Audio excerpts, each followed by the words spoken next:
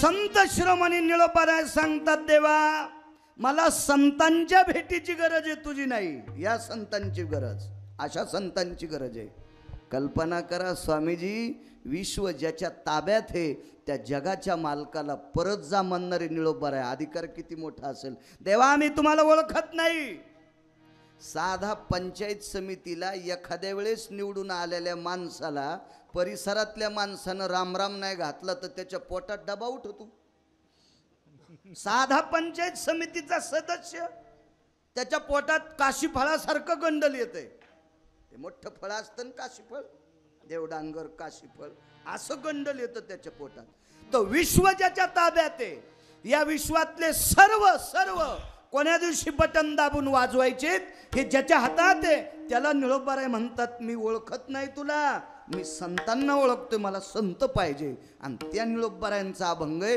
ते म्हणतात, मी संतांचा महिमा किती वर्णन करू, त्यांना जर वर्णन केल्या जात नाही तर गिरगावकर किती पिठला हाटीन, हे मान्यच करावं लागेल का नाही. समुद्र जर पुरत नसेल तर वड्यान कशाला येडेवानी करायचं, है का नाही. हत्ती जर बुडत असेल तर शेपुड्यान कशाला शेपूट हलवायची. शेपुड्या कळत्या ना तुम्हाला, शेळ्या. हत्ती जर अख्खा बुडत असेल तर कशाला शेपुड्यान येडेवानी करायचं. ज्याला 500 एकर जमीन आहे त्याला जर मेळ लागत नसेल तर 1.5 एकरवाल्यान कशाला उलट्या उड्या आणायच्या कोंबड्यावानी. जिथं निळोबारायच्या हात पुरत नसतील तिथं गिरगावकरांना कशाला येडपटवानी करायचं. जी संतांची कृपा होईल त्याच्यावर बोलण्याचा प्रयत्न करावा. काय त्यांचा महिमा वर्णवारंवार, काय टोक या संतांचं. तुम्ही सगळे जे आशीर्वाद देताल त्याच्यावर लेकरू बोलण्याचा प्रयत्न करील. मग आवाज गोड कडे सुरुवात स्वामींजींपासून करतो. काय असतं माहिती आहे, ज्या वेळेला कामधेनू गाय आपल्याकडे जणलेली दूध देते, ती दारात कामधेनू आहे, अमृतालाही लाजवील इतकं तिचं दूध पवित्र असतं. पण दारात कामधेनू असल्याच्या नंतर माणसं म्हणतात, नाही मला पिठलं भाकरच आवडती. आणि कामधेनू निघून गेल्या मग म्हणतात मला दूध पाहिजे. या परिसरातली ही कामधेनू. ज्या ज्या लोकांना, ज्या ज्या जीवांना या महात्म्यांचा संग झाला ती महात्मे कृतार्थ झाली, ती माणसं कृतार्थ झाली. कृतार्थ सामान्य नाही, सामान्य नाही. काही लोक ते बेंडकीचं पिल्लू एका मोठ्या बैलाचा पाय गेला नदीच्या कडेला, चिखलात पाय गेला आणि पाय उपसीला बैलानं, ते खड्डा झाला स्वामीजी, त्या खड्ड्यात पाणी साचलं आणि एक बेंडूक त्या पाण्यात जणला, 2-3 पिल्ल दिले. त्याच्यावर कालांतरानं श्रावण महिना आला, श्रावणाच्या अमावस्याला पोळा असतो. आपल्या महाराष्ट्रात 4 पद्धती आहेत पोळ्याच्या. प्रचलित पद्धती 3, बेंदूर कर्नाटकी वगैरे अशा आहेत. साताऱ्यात वेगळा, सोलापुरात वेगळा वेगळा आणि आपल्याकडे वेगळा पोळा. 2-3 प्रकारचा. 4था प्रकार दुसरीकडे. या भारतातच 4 प्रकारचे पोळे केले जातात. त्याच्यापैकी आपला श्रावणी पोळा. त्या श्रावणी पोळ्याच्या दिवशी बैलाला साज घातला, घाट्या घुंगर वाजत वाजत बैल तिथपर्यंत पोचला. ते पिल्लू कडेला आलं. त्यानं आईला सहज विचारलं, आई विश्व किती मोठं आहे ग, किती मोठं आहे विश्व. आईनं सांगितलं, बाळा आपण ज्या घरात राहतो का याला विश्व म्हणायचं, याच्यापेक्षा विश्व मोठंच नाही. ते पिल्लू टुनकून उडी मारून बाहेर आलं. त्या बैलाच्या गळ्यातल्या घागरमाळा वाजत होत्या. पुन्हा खाली गेलं ना आईला सांगितलं, आई मी असा जीव पाहिलाय, इतका मोठा जीव आहे की त्या जीवाचा पायच आपल्या घरात बसत नाही. पण ती येडगळ बेंडकी ती तिच्या त्या खड्ड्यालाच विश्व म्हणू लागली. ए तू मूर्ख आहेस म्हणे, हे आपलं घरच विश्व आहे. आई तू मोठी होऊन दाखव बरं. ती फुगली फुटली बेंडकी, तरी कळालं नाही. अशा काही बेंडक्या फुगल्या त्या ही लोक कळाले नाही. ही लोक कळाले नाही. आता फोटो लावतात, हा भाग सोडून द्या. फार मोठ्या लोकांना एक प्रसंग सांगतो स्वामीजींचा, किती मोठा प्रसंग आहे.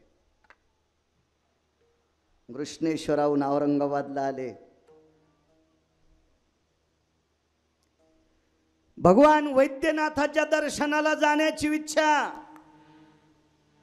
भगवान नागनाथाच्या दर्शनाला जाण्याची इच्छा स्वामींची.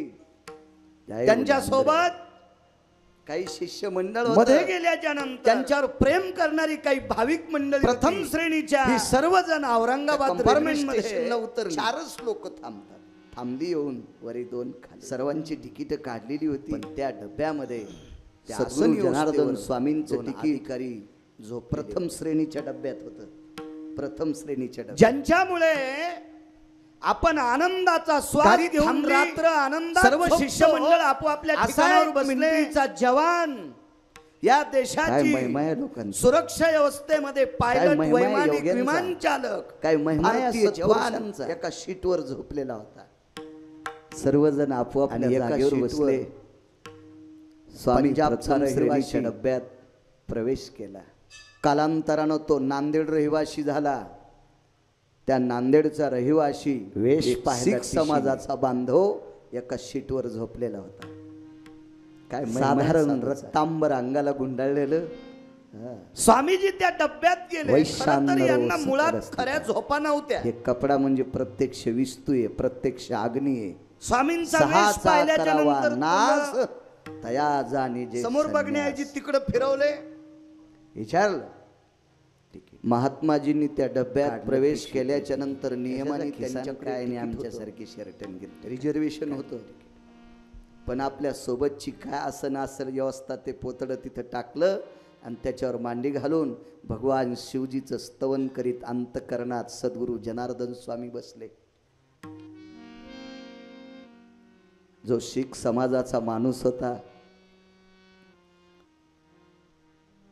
त्याला एक 6 वर्षापासून आजार जडलेला होता.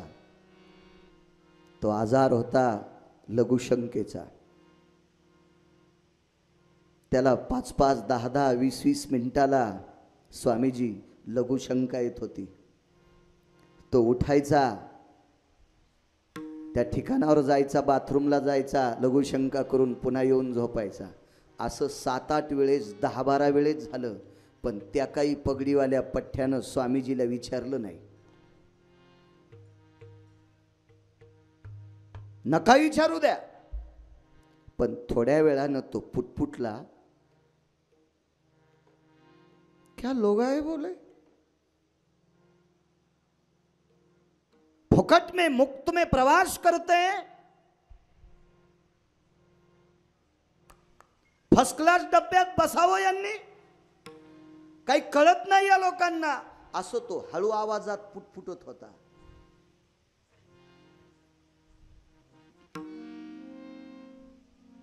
पण बाजूला असलेला भारताचा जवान पायलट त्यानं मात्र मुखारविंदातून एकही शब्द काढला नाही. पण तोही स्वामीजीला वरी बसा म्हटला नाही. स्वामींच्या जीवनात घडलेला प्रसंग सांगतो. थोड्या वेळाने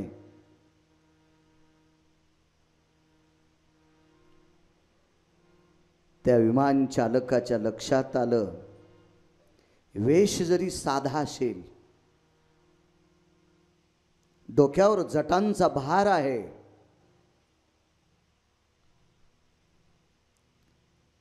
कमरेला रक्तांबर वेढलेला आहे, रुद्राक्ष गळ्यात आहेत.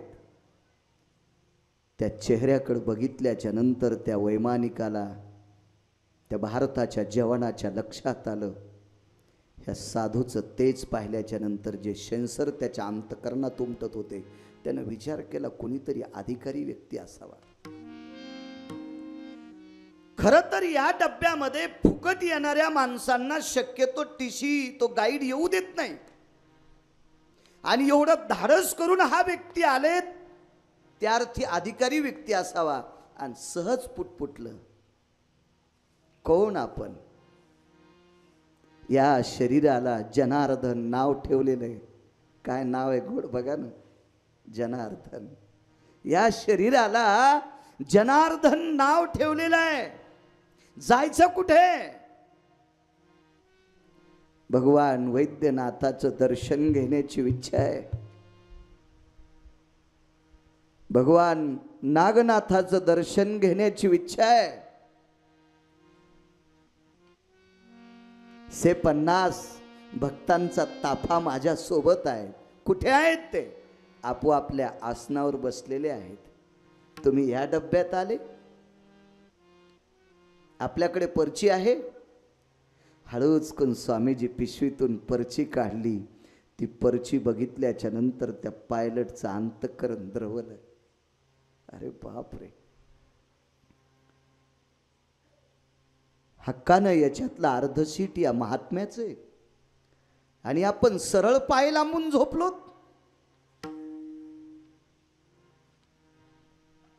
तो वैमानिक, तो पायलट पाय धरले.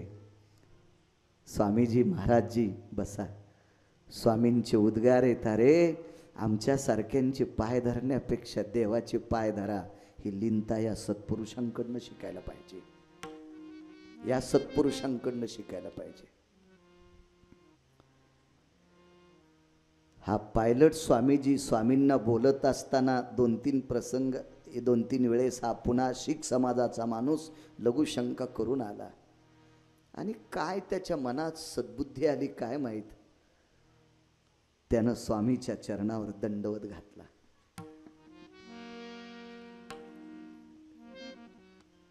खरं तर तिकीट नसताना या डब्यात बसायला नाही पाहिजे असा म्हणणारा शीख समाजाचा माणूस, पण सर्वाभूती दया साधू मनावे ऐसिया, सर्वभूती दया साधू मनावे ऐसिया.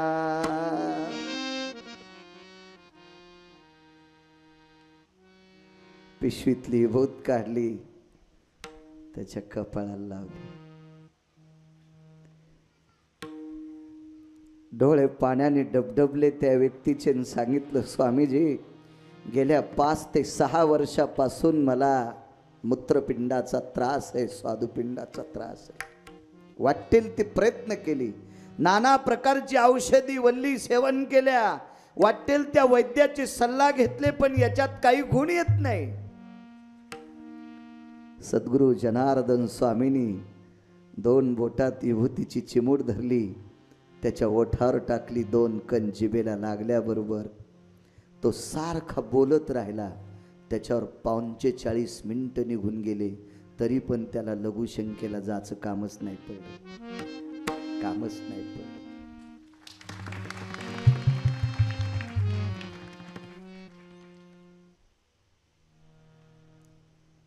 परभणी स्टेशनला गाडी आली. स्वामीजींनी विचार केला, आपल्याला वैद्यनाथाच्या दर्शनाला जायचे. खाली उतरले. अतूट प्रयत्न केला त्या शीख समाजाच्या माणसाने. स्वामीजी चुकलं, लेकरू म्हणून पदरात घ्या. स्वामीजीनं पाठीवर हात टाकला. बाळा तू काही चिंता करू नकोस, तुला आता हा त्रास कसल्याही प्रकारचा त्रास होणार नाही. स्वामीजी माझ्या नांदेड गावी येता का? नको बाळा, आमिष दाखिला त्याने. स्वामीजी आपल्या संस्थांवर अन्नदान करण्यासाठी वाटेल ती अर्थ मदत करेल. बाळा लक्ष्मीचा पती अधिक भगवान शिवशंकर माझ्यावर ओतपोत प्रेम करतात. अखंड माझ्याकडे द्रव्याच्या राशी आहेत. बाळा तुझं द्रव्य मला काहीच नको. हे निमूटपणे तोंडातून वाक्य काढणारी व्यक्ती सद्गुरु स्वामी.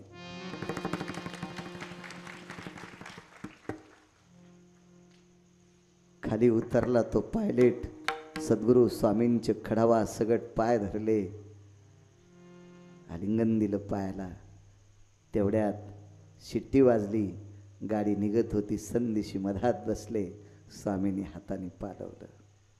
दृष्टांत संपला. गेल्या 6 वर्षापासून गडगंज श्रीमंत असणारा तो शीख समाजाचा माणूस आतोट प्रयत्न करून त्याची व्याधी जात नाही. काका स्वामींनी विभूती तोंडात टाकल्याबरोबर त्याची व्याधी जाते.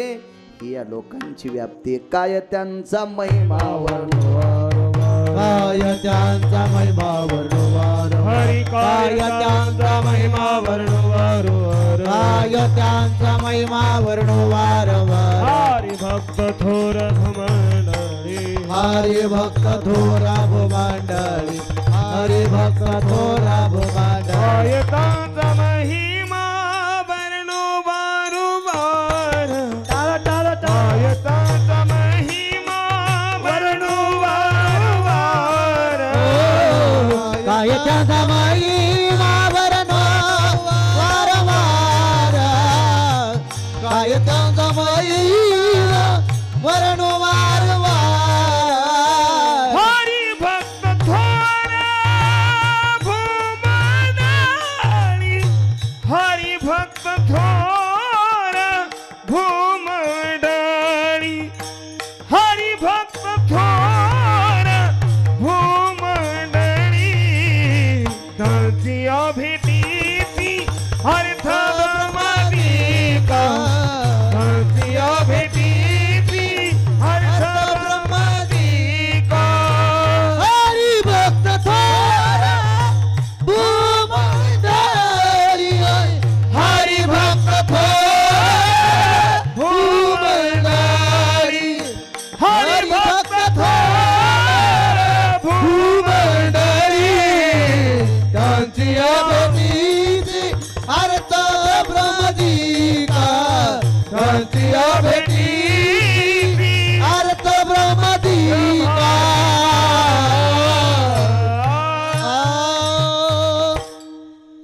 ही महात्म्यांची ताकद आहे. अवघ्या 9 मिनिटात इतकं चरित्र पाठ केलं तरी सगळे भोवतालून वाचा वाचा करीतच होते. मला जर 1 तास भेटायला तर 1 महिना रोजही 2 घंटे कीर्तन करीन. विठाला विठाला विठाला विठाला विठाला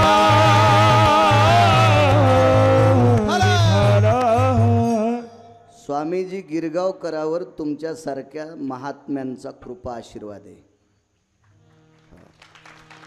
खरं तर मी कोणाकडे शिकलो नाही, कोणाकडे 2 दिवस अभ्यासाला गेलो नाही, कोणाला टाळ शिकवा म्हणलं नाही, कोणाला चाल शिकवा नाही, कधी काहीच नाही केलं. पण असे महात्मे भेटल्याच्या नंतर अंतःकरणपूर्वक त्यांच्या पायावर नाक घासलं.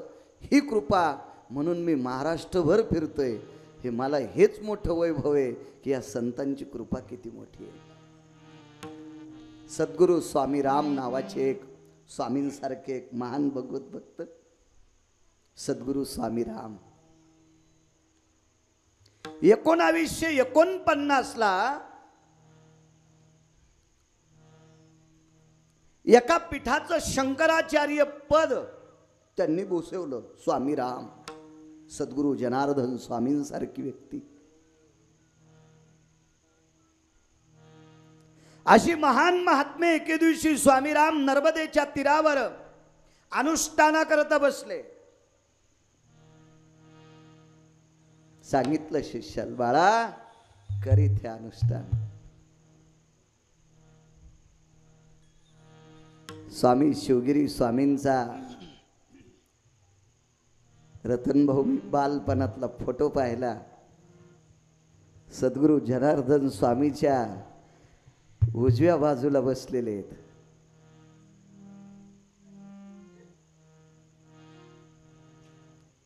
सव्यार जनुर्जंघा यत भयेति साधवे वात्सल्य यत पुत्रेशो माता. पार्वती मातेनं गणेश बाप्पांना गणपती बाप्पांना उजव्या मांडीवर घेतलेलं आहे. उजव्या मांडीवर पार्वती मातेनं गणपती बाप्पांना आणि समोर पात्र धरलेलं आहे. गणेश जेवण कर. तुमची महती सांगण्याची माझी लायकी नाही स्वामीजी, पण तसंच सद्गुरू जनार्दन स्वामींनी तुम्हाला उजव्याच मांडीवर घेतलंय. आतोट प्रयत्न करतेत माणसं उंच जाण्याचं. हे होऊ शकत नाही. प्रयत्न करू नका असं म्हणणार नाही, आणि प्रयत्न केल्यानंच माणसं मोठे होते हेही म्हणणार नाही. प्रयत्नानं कष्टानं जर माणसं मोठे झाले असते स्वामीजी, तर या देशातले आडत दुकानदार भिकारी झाले असते आणि हमाल श्रीमंत झाले असते. तुमच्याकडे कांद्याचा काटा आहे, मार्केट आहे जगताप काका. तुम्ही एखादी गोणी हाताने उचलली कांद्याची, तुमच्या इथले हमाल गोण्या उचलीत आहेत. लोणी कोण खाते?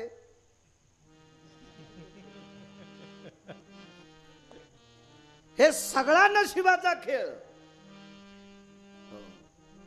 साधू जर भेटायचा असेल तर हेच लागतंय, प्रारब्ध लागतंय, नशीब लागतंय.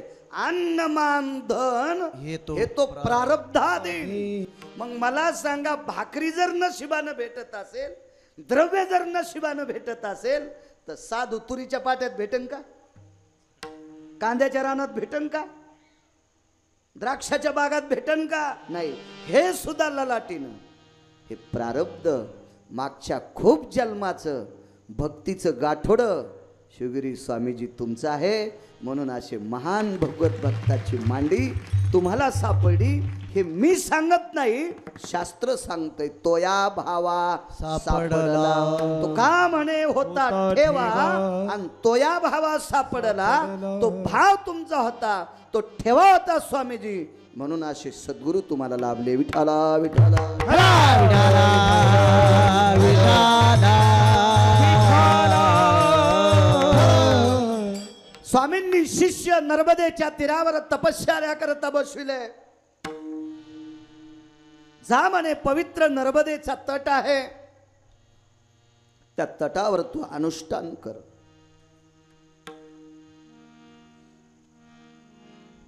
पहिला दुसरा दिवस निघून गेला. 2 दिवस खाण्यासाठी काही नाही. तिसऱ्या दिवशी, पहिल्या दिवशी स्नानाला आलेली माणसं, तीच माणसं दुसऱ्या दिवशी स्नाना करता आली, आणि तीच माणसं तिसऱ्या दिवशी स्नाना करता आली. सगळ्या त्या स्नानाला येणाऱ्या लोकांनी विचार केला, आपला तिसरा दिवस उजळलाय, तरी साधू याच ठिकाणी बसलेले आहेत. काय त्यांचा महिमा? उदाहरण क्रमांक 2, याच ठिकाणी बसलेले आहेत. म्हणून स्नान करून ती लोक घरी गेले आणि जे काही मिळतील ती फळं आणली, समोर ठेवली. पण सद्गुरू स्वामी रामांची कृपा, त्या शिष्याने विचार केला, सद्गुरू स्वामींनी आपल्याला इथे अनुष्ठानाकरता बसवलंय, त्यांनी सांगितलंच नाही हे खान ते खा, मग कशाला या लोकांनी दिलेलं आपल्याला सेवन करायचं? बंदच केलं. चौथ्या दिवशी सकाळी स्नान करण्याकरता गेले. स्नान आटपलं, वाळवंटामध्ये मांडी घालून अनुष्ठान करण्याकरता बसले. पवित्र नर्मदेला डोळे झाकून नमस्कार केला. डोळे उघडले तोपर्यंत त्या पवित्र गंगेतून एक हात वरी आला. सुंदरसा हात होता, रत्न जडित कंगन त्या हातात होतं, आणि त्या हातावर एक पात्र होतं. ते पात्र होतं स्वामीजी सोन्याचं, आणि त्या पात्रामध्ये सुंदर अशी गाईच्या दुधाची खीर होती. प्रत्यक्ष नर्मदा विनंती करीत होती, स्वामीजी स्वामीजी, दिवस चौथा आहे, आपण प्रसाद ग्रहण करा. ते पात्र घेतलं, जिथं अनुष्ठान करतात तिथं बसले. तेवढ्या अवकाशात काही माणसं आले आणि त्यांना ती खीर वाढीत राहिली. स्वतः खीर सेवन केली, पात्र हातावर ठेवून दिलं, हात अदृश्य झाला. असं बऱ्याच दिवस झालं. एके दिवशी सद्गुरू राम भेटी करता आले. सद्गुरू स्वामी राम, बाळा तपश्चर्या गोड झाली तुझी, जठरा नलो तृप्ताम व सहा, पोटाची व्यथा भाकरीची व्यथा कोण मिटिली? पवित्र नर्मदा मातेनं वेडायस म्हणे तो. अरे अनुष्ठान भगवान शिवजीचं केलंस आणि भाकरी नर्मदेकडून घेतलीस, नर्मदेकडनं भाकरी घेतलीस. तत्पश्चात योग असा आला, त्याही दिवशी दुसऱ्या दिवशी सकाळी पात्र आलं. ते पात्र घेतलं आणि भडा भडा नर्मदेच्या ओघात पात्र सांडून टाकलं, आणि पात्र हातावर न ठेवता नर्मदेच्या पात्रात ठुलं. पात्र सुवर्णाचं वाहत केलं. त्या दिवसपासून खीर येणं बंद. ही योग्यता या लोकांची, काय त्यांचा महिमा वर्ण वारंवार. काय त्यांचा महिमा वर्णवार हरी काय त्यांचा महिमा वर्णवार काय त्यांचा महिमा वर्णवार हरी भक्त थोर भूमंडळी हरी भक्त थोर भूमंडळी हरी भक्त थोर भूमंडळी काय त्यांचा महिमा वर्णवार काय त्यांचा महिमा वर्णवार काय त्यांचा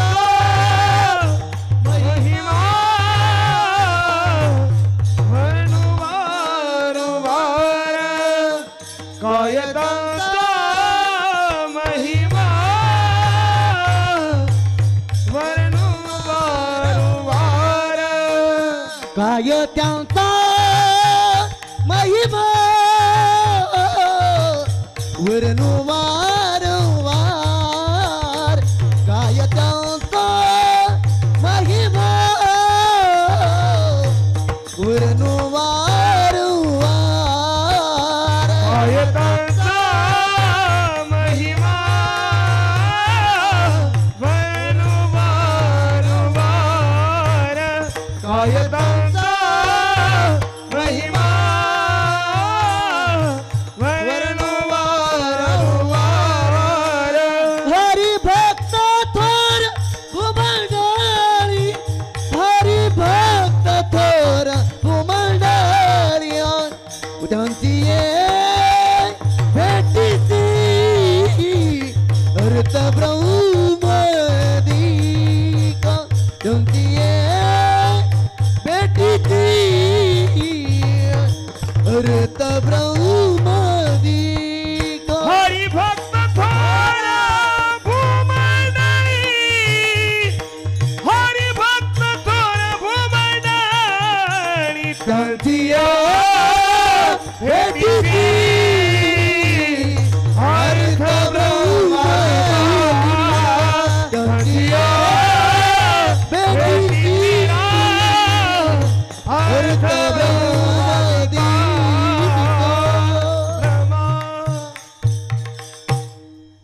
ही या महात्मा लोकांची व्याप्ती आहे.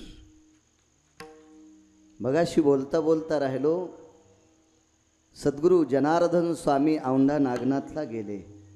चरित्र वाचिलं मी.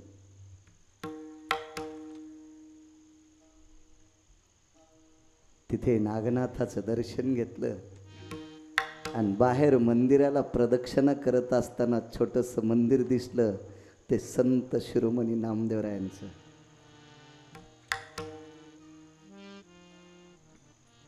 ह्या लोकांची संप्रदायावर किती श्रद्धा.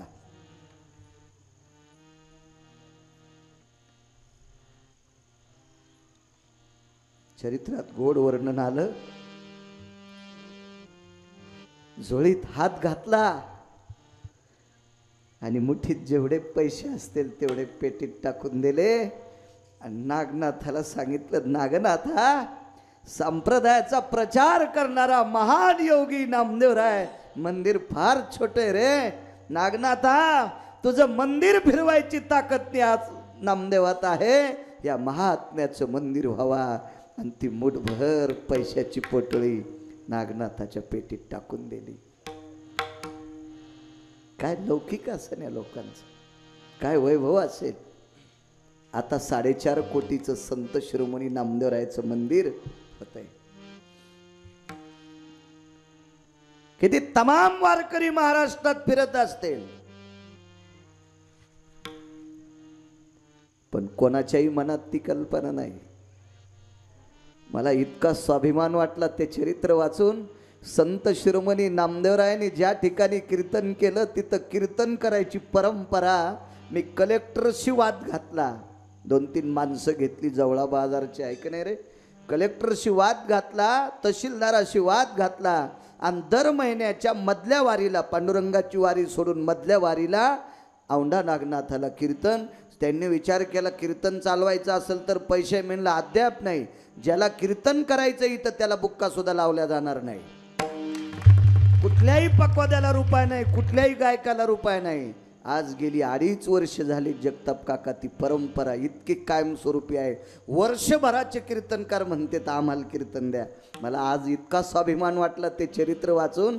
ज्या संत शिरोमणी नामदेवरायाचं मंदिर व्हावं याच्याकरता पुरचुंडीतले पैसे पेटीत टाकावा अशी या महान योगी राजाची साधना, अशी या महान योगी राजाच्या अंतकरणातला भाव जर तिथं प्रगट असेल वाटलं खूप छान काम केलं बाळू, तर खूप छान. अशा महात्म्यांचं चरित्र वाचल्या लक्षात किती संप्रदायावर प्रेम. पंढरपूर आदी करून सर्व शांतीब्रह्म एकनाथ महाराजांचं भागवत वाचितानाचं फोटो आहे. ही महात्म्य दुर्लभ. काय महिमा आहे संतांचा. एकदा स्वामीजी एक सोयराबाई नावाची स्त्री आपल्या कपाळाच्या मालकाच्या भाकरी घेऊन जात होती, म्हणजे पतीची भाकरी घेऊन जात होती. परिस्थिती नाजूक आहे, अत्यंत दीनहीन परिस्थिती. मालकाने श्रीमंताच्या दारात सरपण फोडावं, ते सरपण फोडल्याच्या नंतर पैसे देत नव्हते, ताकाने भाकरी द्यायची. पदर आथरला दारात, जागा ओलसर होती. ओलसर जागेनं पदर चिंब झाला. फार वेळाच्या नंतर त्या घरच्या श्रीमंत बाईच्या लक्षात आलं सोयराबाई बाहेर बसलेली आहे. बाई कोण म्हणते तिला? सोयरा बाहेर बसलेली आहे. काय महिमा या लोकांचा. टोपल्यातली शिळी भाकरी आणून तिच्या पदरावर टाकली. दिवसभर खुंटाला बांधलेल्या वासराने जशी शेतातून येणाऱ्या गायीची वाट बघावी, आपली माय आल्याच्या नंतर हंबरत असतं, हंबरती गाय तयाकडे कान. जसं गायीचं पिलावर, त्या पिलाचं गायीवर इतकं प्रेम, तितकी भाकरी टाकल्याच्या नंतर प्रेम उद्भवलं आणि पदरात गोळा बांधला. तो गाडगं ठेकलेलं होतं, त्याच्यात त्या बाईनं उभ्यानं ताक ओतलं. शूद्राच्या कुळात जन्म चोखोबरायांचा. ताक ओतलं. ते ताकाचं गाडगं आणि ती भाकरी घरी नेली. त्या भाकरी त्या ताकात कुस्करून टाकली. कुडव घेतला, त्याच्यात चुंबळ केली, त्याच्यात ताकाचं गाडगं, त्याच्यावर झाकणी, डोक्यावर एक चुंबळण टोपलं डोक्यावर घेतलं आणि मालकाची भाकरी घेऊन आपले मालक जिथं भजन करतात अशा ठिकाणी बाई घेऊन गेले भाकरी.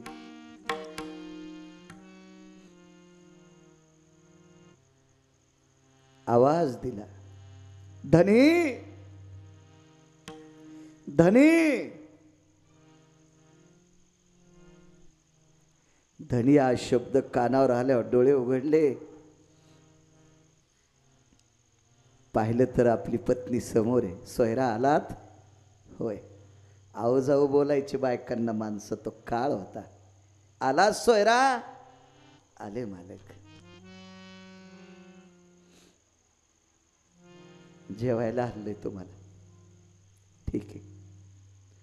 चिपळी कमराला खोसली. चंद्रभागेच्या पात्रात तट ओलांडून खाली आले, हातपाय धुतले, लिंबाच्या झाडाखाली आले आणि ते गाडगं बघितलं. भाकरी त्याच्यात अशी विरळून गेलेली होती. द्रावण झालं होतं. ताक 10-12 दिवसाचं आंबट खट्ट ताक होतं. एक झाकणी होती झाकून आणलेली, त्या झाकणीमध्ये ताक आणि भाकरीचं द्रावण ओतलं. सोयरा, हे तुम्ही घ्या. आणि राहिलेलं ताकाचं द्रावण ते गाडगं हातात घेतलं. त्याच लिंबाच्या झाडाखालून पंढरपुराकडे तोंड केलं आणि विटेवरच्या मालकाला सांगितलं, दया सागरा, हे दयानिधे करुणा घना, कृपा वत्सला, अरे भूक लागल्याच्या नंतर देतुस रे माय बापा. आणि घटा ताकाचं द्रावण पिऊन टाकलं.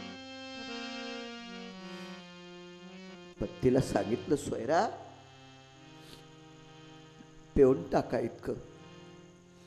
मालकाच्या बाजूला तोंड केलं, ताकाचं द्रावण पिऊन टाकलं. माणसाकड तोंड करून जेवत नाही, ही या देशाची पवित्र संपत्ती भारताची स्त्री आहे. एखाद्या घरी जर गेलं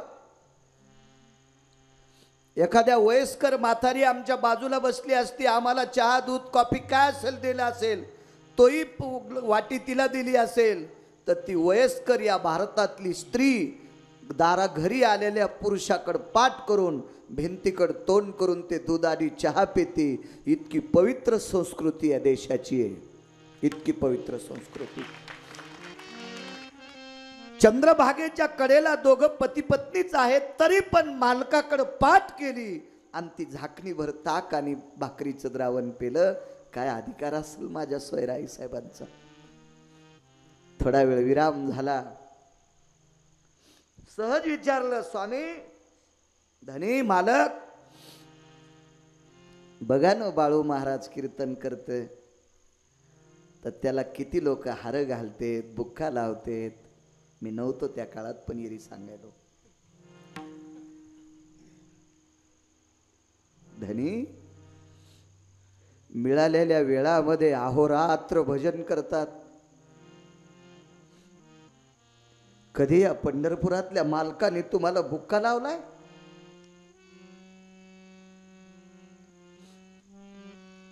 काय काळजी करू नको सोयरा. या भारतातल्या सगळ्या महाराजांना माणसं बुक्का लावित असतील.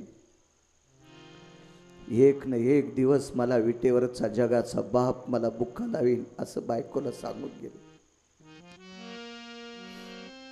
दुसऱ्या दिवशी घरून आले. मुलाचं नाव कर्मभेळा. त्याला सांगितलं काय महिमाय महात्म्यांचा. बाळा, आज मंगळवेढ्यातल्या 4 गल्ल्या झाडायच्या राहिल्यात. बिदरच्या बादशाची नोकरी होती. ह्या गल्ल्या झाडायच्या राहिल्यात, तेवढ्या झाडून घे. 11 वर्षाचा मुलगा आपल्या वडिलांनी सांगितलेलं काम तो कर्ममेळा गल्ल्या झाडू लागला. गेले त्या लिंबाखाली. भजनाचा मध्य झाला. खाली बसले आणि पंढरपुराकडे तोंड करून जगाच्या मालकाला विनंती केली, देवा स्वार्थापोटी तुझं भजन करीत नाही रे. कोणी मला लोकांनी चांगलं म्हणावं याच्याकरता भजन करत नाही रे. पण देवा, जी माझ्या नावाचं कुंकू लावते का तिच्या मनात शंका आली रे देवा. देवा, माझ्या नावानं जी कुंकू लावते तिच्या मनात शंका आली. धनी, तुम्हाला पंढरपुरातला मालक मानतो का? देवा, मला बुक्का लावू नकोस रे, पण तिच्या मनातली इच्छा तरी बाजूला करून टाक. तिने मला पुन्हा असं म्हणू नये. आणि डोळे झाकून भजन करायला सुरुवात केली. आणि स्वामीजी विटेवरच्या मालकानं कपाळावर अंगावर डोक्यावर बुक्क्याची उधळण केली. ते श्रीमंत श्री चोखोबराय होते.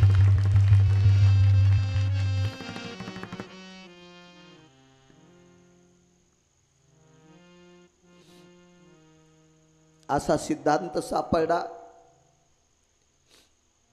हाच वाऱ्याने बुक्का उडाला आणि इंद्राच्या अमृतावर पडला आणि 5 प्रकारचं अमृत शुद्ध झालं.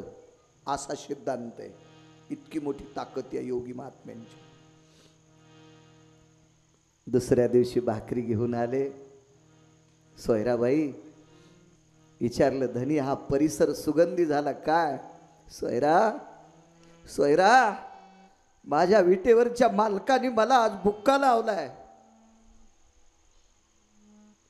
सोयरा, त्याच्या भेटी करता माणसं त्रासत आहेत. तपश्चर्या, अनुष्ठान, जप, यज्ञ, यागादी कर्म करायला लागले.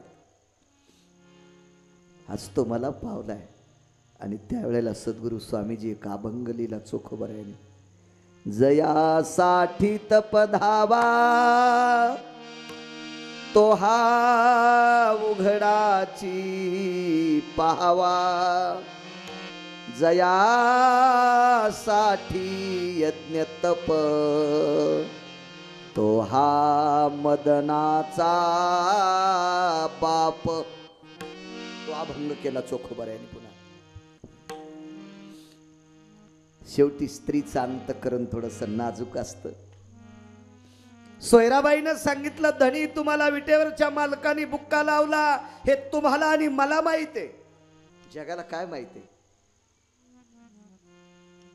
सोयरा, तुझ्या अंतकरणातली एक इच्छा माझ्या मालकाने पूर्ण केली, अशा अनंत इच्छा तुझ्या पूर्ण होतील. सोयराबाईच्या मनात इच्छा झाली, मालकाला मंदिरात येऊ देत नाहीत. काय या सत्पुरुषांचा अधिकार असतो. मारलं पुजाऱ्याने चोखोबरायला, पाठ फोडून काढली. तुळशी वृंदावनापाशी भजन करण्यासाठी चोखोबराय बसले, विरुद्ध दिशेला पाठ केली. पत्नीने विचारलं नाही आपल्या मालकाने इकडे पाठ का केली असा. एक 15-20 दिवस गेल्याच्या नंतर पाठ पाहिली. पाठ तर बघितली त्याच दिवशी, पण विचारलं मालक आपल्या पाठीला लागलंय कुठून. चंद्रभागेत पाय घसरून पडलो. स्वामीजी चोखोबराय खोटं बोलले. सोयराबाईनं सांगितलं धनी एकांतात आपण दोघे आहोत. चंद्रभागेच्या पात्रामध्ये खडक विष्णू पदापाशी आहे आणि विष्णू पदावर शूद्रांना स्नान करण्याची परवानगी नाही. त्या अर्थी तुम्ही तिथं जाऊ शकत नाहीत. तुम्ही तिथं जाऊ शकत नाहीत त्या अर्थी पडलेच नाही. कुठलं खडक लागलं. आणि मग उकसा बुकशी हुंदका दिला. सोयरा मी दर्शन करता मालकाच्या गेलतो, मला पुजाऱ्याने मारलं. हेच आपल्या पदरात हे स्वामी धनी, हेच आपल्या पदरात आहे. त्या दिवशी विचार केला. चोखोबरायने देवाला विनंती केली, देवा अरे या विश्वातली माणसं माझा तिरस्कार करती करती काही नवल नाही रे देवा. ही बाहेरची माणसं मला वाईट म्हणत असतील, शूद्र म्हणत असतील, पापी म्हणत असतील, म्हणू दे रे देवा. पण जी मला पती परमेश्वर मानते ती सुद्धा म्हणते विटेवरच्या मालकापाशी तुमची किंमत नाही. असं का रे देवा, काय वाईट केलं रे देवा मी. त्याच्यावर 4 दिवसाला एक एकादशी आली स्वामीजी. ती एकादश होती सोमवारची. आणि त्या सोमवारच्या एकादशीला स्वर्गातल्या सर्व देवता 4 विमानामध्ये बसल्या. विमान 14 आहेत शास्त्रामध्ये, 14 विमान. त्याच्यापैकी 4 विमानात बसल्या आणि सर्व देवता मंगळवेढ्याला आल्या. सोमवारी एकादशी विमान उतरले पंढरीसी, असा संतांचा पुरावा आहे. ती एकादशी सोमवारी आली आणि ते विमान पंढरपूरला उतरलं आणि त्या एकादशीचं भजन संत शिरोमणी चोखोबरायच्या दारात झालं. द्वादशी सोडायची कशा. कुठं किराणा आहे, कुठं पैसे आहेत, कुठं सामुग्री आहे. मालकाने सगळं तयार केलं. सर्व देवता एकत्रित बसल्या. त्या भजनामध्ये नर्मदेश्वर भगवान भजन करण्यासाठी होते. नर्मदेश्वर भगवान भजन करण्यासाठी होते. सर्व देवांचा राजा इंद्र त्या भजनामध्ये पक्वाद वाजण्या करत होता. नारद साथ घालण्यासाठी होते. पाठीमागच्या अभंगाच्या लहरी म्हणण्यासाठी. नारद तुंबर सांब गायन करी. सांब म्हणजे भगवान शिवशंकर, तिथे प्रत्यक्ष भजना करता. विठोबा रखुमाई माझा विटेवरचा बाप आणि रखुमाई आई साहेब त्या पंक्तीला वाढीत होत्या. त्या चोखोबरायच्या घरी सर्व देवता जेवल्या. मी सांगत नाही. एका जनार्दनी ऐसी चोखियाची माता, एका जनार्दनी ऐसी चोखियाची माता, देवी पंढरीनाथ त्याचे घरी. देवी पंढरीनाथ त्याचे घरी. एका जनार्दनी आईसी चोखियाची माता, एका जनार्दनी आईसी चोखियाची माता, देवी पंढरीनाथ त्याचे घरी.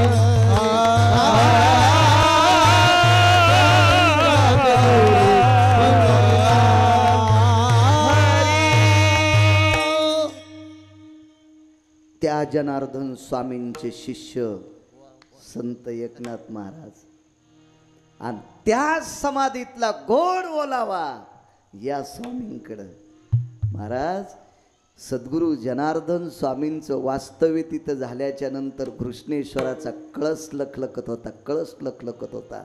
ज्यांच्या तेजस्वी पुण्य पावन स्वरूपाचं तेज ज्या कळसावर आदळायचं तो कळस लखलखित व्हायचा. ह्याच परंपरा पुढे चालत राहिल्या. याही स्वामींचं नाव सद्गुरू जनार्दन स्वामी. काय योग्यता लोकांची. शांतीब्रह्म एकनाथ महाराज सांगतात, चोखोबरायकडे देव जेवले. एका जनार्दनी आईसी चोखियाची मात, जेवे पंढरीनाथ त्याचे घरी. जगाचा बाप जेवला. तुमच्या मायासारख्या हलकटाने डावललं काय नवलाची गोष्ट आहे. विश्वाचा मालक त्यांच्या घरी जेवत होता. त्याच्या पुढचा सिद्धांत आहे का, काय महिमा आहे लोकांची. कालांतराने चोखोबरायाच्या शरीरावर भिंत कोसळली. चोखोबराय गतप्राण झाले. चोखोबरायचा अंत्यविधी पवित्र नर्मद चंद्रभागेच्या तीरावर झाला. अंत्यविधीला 9 माणसं, एक पत्नी, दुसरा मुलगा, तिसरी बहीण, चौथे मेहुणे, 4 आणि 5 लोक कोण होते अजून मला नाव माहीत झाले नाही. तोपर्यंत सांगणार नाही. कारण वक्त्यानं जे माहीत आहे तेच बोललं पाहिजे. आदा कदा 5व्याचं नाव सांगितलं आणि एखाद्याने विचारलं कशात लिहिलेलं आहे तर धोतर पिवळं होईल. चुकीच्या गोष्टी लोकांनी आपली पाठ थापटावून लोकांनी आपल्याला मोठं पणावा म्हणून नालायकपणा अंतकरणात घेऊन खोटं बोलायचं नाही.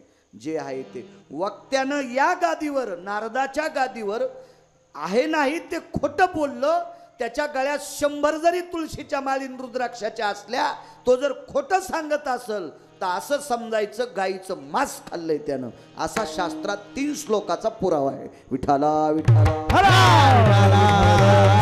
विठाला विठाला.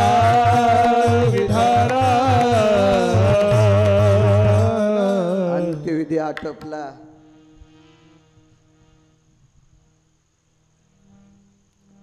आस्ती संचयाचा कार्यक्रम म्हणतात, आपण त्याला राख सावडणं म्हणतो. राख सावडणं. सकाळी सकाळी सोयराबाई, चोखोबरायची बहीण, चोखोबरायचा मेहुणा, चोखोबरायचा मुलगा त्या अंत्यविधी झाला त्या स्थळी पोचले. विदर्भामध्ये मेहुणा राजा नावाचं गाव आहे. मेहुणा राजा तिथं चोखोबरायचं बराच काळ वास्तव्य झालं.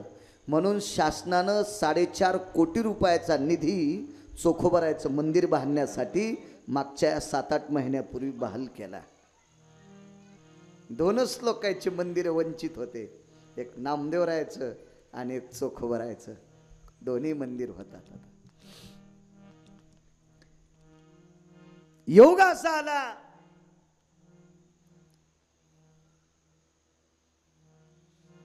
सोयराबाईनं आपल्या ननंदेला, त्या बाईचं नाव होतं स्वामीजी निर्मळा. चोखोबरायच्या बहिणीचं नाव होतं निर्मळा. जवळ गेल्यान पदर धरला. वंश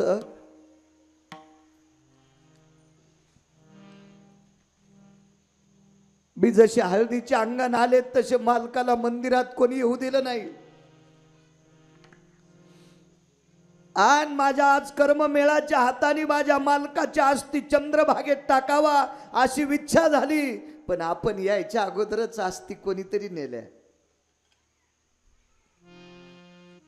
तेवढ्या अवकाशात एका व्यक्तीनं सांगितलं, बाई कोणी नेल्या नाही. अस्थी नेण्यासाठी गळ्यात विणा होता, हातात चिपळ्या होत्या, पांढरा शुभ्र फेटा घातलेला व्यक्ती होता, सुंदरसं पांढरं शुभ्र धोत्र होतं, अंगात बाराबंदी होती. असा एक व्यक्ती अस्थी नेण्यासाठी आला. त्या व्यक्तीचं नाव होतं संत शिरोमणी नामदेवराय. चोखोबरायाचा अंत्यविधी झाला. दुसऱ्या दिवशी सकाळी पुजारी देवाला स्नान घालण्याकरता आलते. त्यावेळेला असा एक पुरावा सापडला. तो पुरावा वैकुंठवासी माधव महाराज मगरांचा पुरावा आहे. माझ्याकडे 47-48 पानाची प्रत सापडली एका महात्म्याकडून.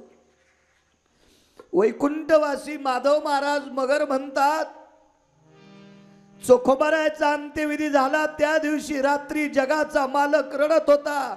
सकाळी पुजारी पितांबर काढत असताना पितांबर भिजलेला होता. अंगावरचा पितांबर भिजेपर्यंत जगाचा बाप रडत होता. त्या चोखोबारायचा अधिकार किती मोठा असेल. सकाळच्या काकड्याला नामदेवराय हजर असतात. सकाळच्या काकड्याला नर्मदेश्वर भगवान रोज सकाळी हजर असतात. त्रिशूळ डमरू घेऊन या आला गिरजेचा कांत. रोज सकाळी शिवजीचा अधिकार इतका मोठा स्वामीजी या विश्वात या भारत देशातच नव्हे तर या जगात भजन ही परंपरा भगवान शिवशंकरापासून आहे. भजन करी महादेव.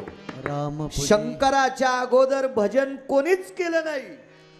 एक म्हणे आमच्या 20 पिढ्या भजनात आहे. काय उरफाट्या उड्या हाणायला सुंबळ्या, इतका गर्व तुला, एवढं अहंकाराचं गंडल चिटकलं तुला. अरे भजन भगवान शिवजीनं केले म्हणून आपल्याला करायचा योग आलाय. वैष्णव जर जगातला कोण मोठा असेल, ऐकार पुरावा, शिरोमणी महादेवा.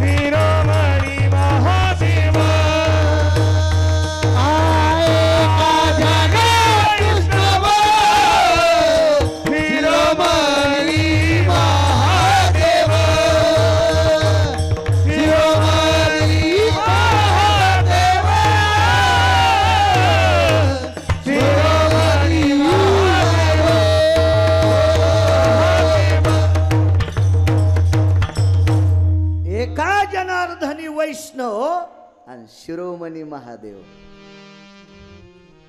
शिरोमणी सर्व वैष्णवांचे राजे. मग पुढे ज्ञानदेव वैष्णव मोठा. पण ही आदि वारकरी सर्वातल्या आद्य सर्वातल्या अगोदरचे वैष्णव शिवशंकर. म्हणून तर पंढरपुरातल्या मालकानं कडावर घेतले नाही, मांडीवर घेतले नाही, पोटात ठुले नाही, छातीत घेतले नाही, इथं ठुलेत. जो कोणी भगवान पांडुरंगाची सकाळची जी पूजा जर कोणी घेतली असेल, महापूजा, तर देवाला स्नान घालता घालता सहज विटेवरच्या मालकाची टाळू चापा, त्या टाळूवर तुम्हाला शिवलिंग दिसेल. इतकी मोठी ताकद शिवजींची. नामदेवराय सकाळच्या काकड्याला हजर आहेत. माझे शिवजी आहेत. पिठेवरच्या मालकाचे डोळे पाण्याने डबडबले आणि आवाज दिला, नामदेवा इकडे या.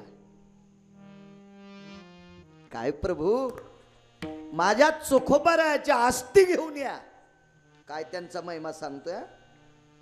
उदाहरण क्रमांक 3. नामदेवराय सहज पुटपुटले, देवा 450 मिस्त्री एका सोयीनं जाळलेत. मंगळवेड्याच्या बांधकामाची भिंत कोसळली स्वामीजी, आणि ती भिंतीमध्ये 450 मिस्त्री एका सोयीनं वारले आणि एका कडेने एका पाठ अशा त्यांच्या अंत्यविधी झाल्या.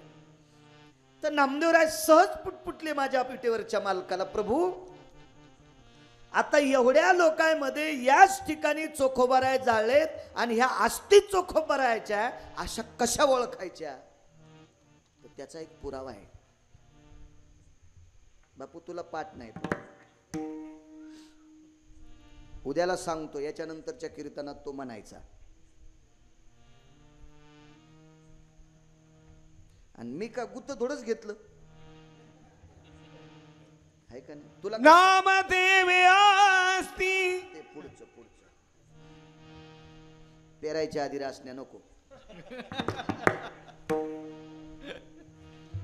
विटेवरच्या मालकाने संत शिरोमणी नामदेवाला सांगितलं, ज्या अस्थी विठ्ठल विठ्ठल म्हणतात त्या चोख उभा राहायच्या. महाराज तुम्ही गंजा मात्याला गेला असता, आपण बऱ्याच लोकांच्या राखा सावडील्या, पण त्याच्या अस्थीतून अजून काही विठ्ठल हरिओम ओम नमः शिवाय असा शब्द निघला नाही.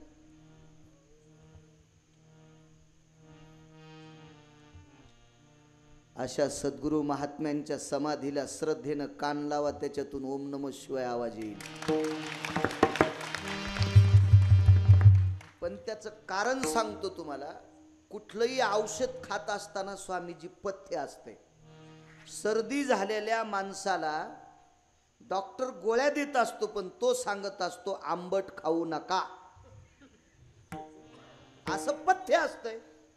तसं सद्गुरु स्वामींच्या समाधीला कान लावल्याच्या नंतर हरी ओम नमः शिवाय आवाज जर तुम्हाला ऐकायचा असेल तर या डोळ्यानं स्वतःची पत्नी सोडून जगातल्या प्रत्येक स्त्रीला माय म्हणावं लागेल, तर त्यांच्या समाधीला कान लावल्यावर हरिओम आवाज येईल. ज्याच्या डोळ्यामध्ये नाना प्रकारचं पाप भरले, अशा हलकाटानं जीव जरी दिला समाधीवर तर त्याला हरिओम कसं ऐकू येईल? त्याच्यासाठी लायकी लागती. अन्यथा आपली लायकी जर नसेल तर अशा संतांच्या सानिध्यात गेल्यावर त्याचा अधिकार कळत असतो. बिदरचा बादशाह मुसलमान, पण मुसलमान जातीचा होता, तरी पण त्याला पांडुरंग दिसला काका. ताकद कोणाची? नामदेवरायाची होती. नामदेवराय सारखा साधू सोबत, म्हणून बादशाला पांडुरंग दिसला.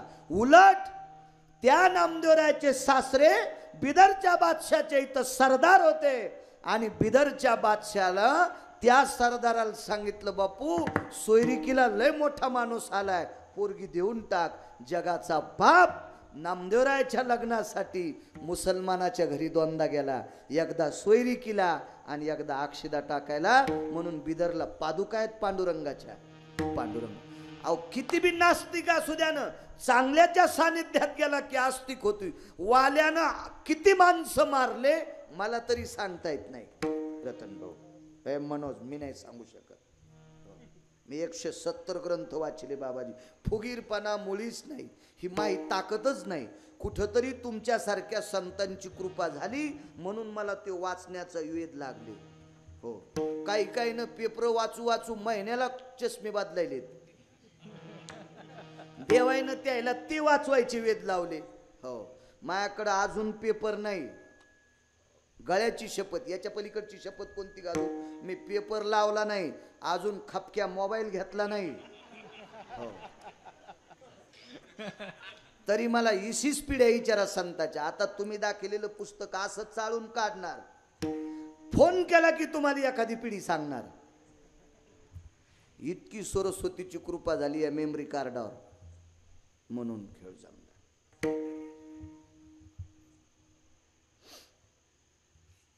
बिदरच्या बादशाह सारख्या किती माणसं मारली याची गणत नाही. कोणी वाल्यानं. आमच्या इथे एक जण आलं, सप्ताह होता, रामायण सुरू होतं. मी शेवला राहत होतो, पण वेळ असल्यावर गावाकडे जातो आणि काल्याचं कीर्तन मीच करतो गावात. लोक म्हणतात म्हणून करतो, मनान मला बी नाद नाही. शहाण्याबाईनं कोणाच्या आमंत्रण दिल्यावर लग्नाला जावा, शहाण्या सवासनीनं आमंत्रण दिल्यावर लग्नाला जावा, आणि पाय धुवायला उठ म्हणल्यावर चौरंगावर उभं राहा. ही मनानच चौरंगावर जाऊन उभी राहिली. ती पोराची माय म्हणली माय आजीचे पाय धुवायचे, उतरली खाली.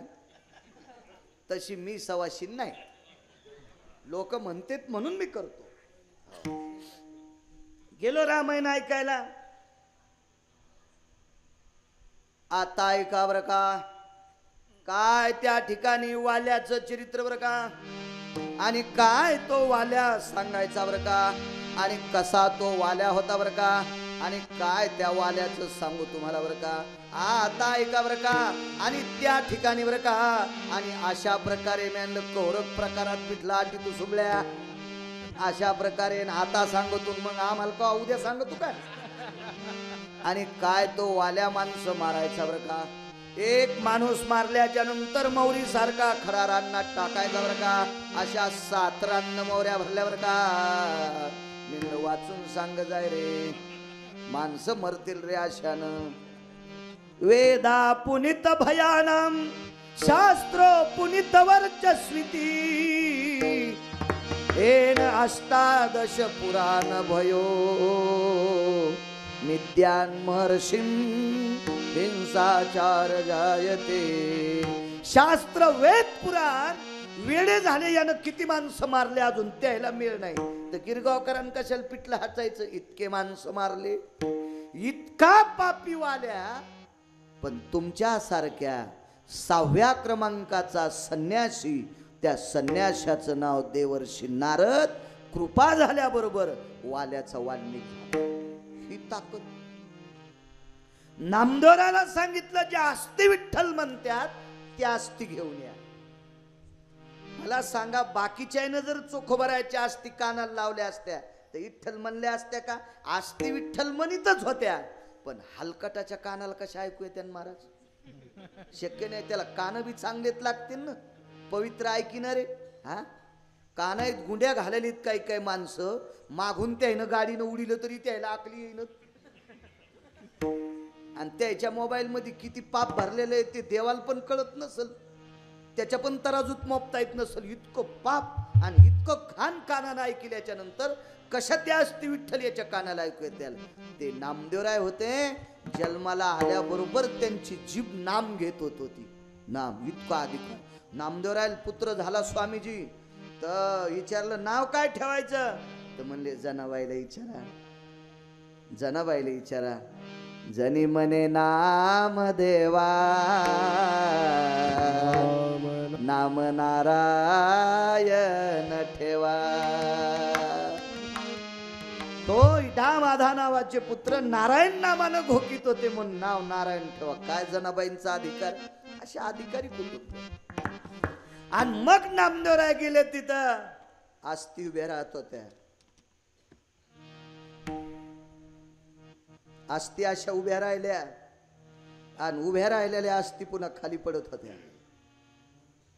नामदेवराय वापस गेले स्वामीजी आणि विटेवरच्या मालकाला सांगितलं प्रभू माझ्या जीवनातला पहिला प्रसंग पाहिला.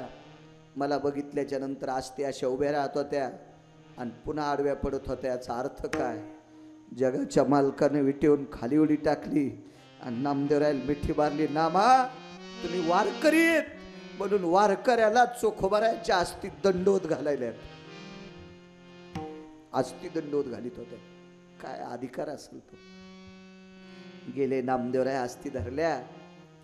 आस्तीची मुळी बांधली आणि पळत वाळवंटापासून महाद्वारापाशी आले. आता मन बापू नामदेवी आस्ती आल्या परखोणी. नामदेवी आस्ती आल्या परखोणी. देवास्ती आल्या परखोणी. नामदेवास्ती आल्या परखोणी. चक्रपाणी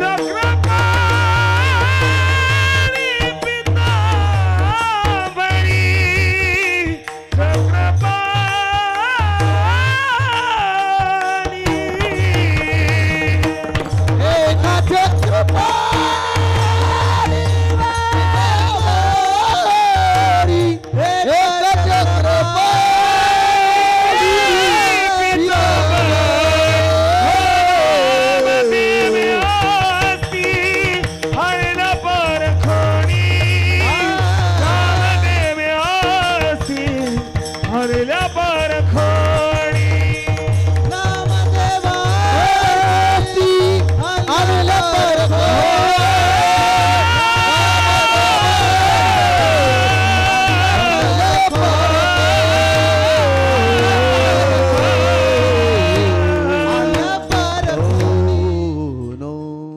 नामदेवे अस्ति आणल्या पारखोणी विटेवरच्या मालकाने सांगावं स्वामीजी त्या पद्धतीनं नामदेवरायानं आस्ती कानाला लावल्या जी आस्ती विठ्ठल म्हणली त्याच आणल्या महाद्वारात उभे राहिले नामदेवराय पळत आले भगवान बाहेर आणि काय केलं घेत चक्र पाणी पितांबरे कोट्यावधी सूर्याचं तेज ज्याच्या पितांबरात लपलंय अशा पितांबरात चोखोबरायच्या आस्ती घेतल्या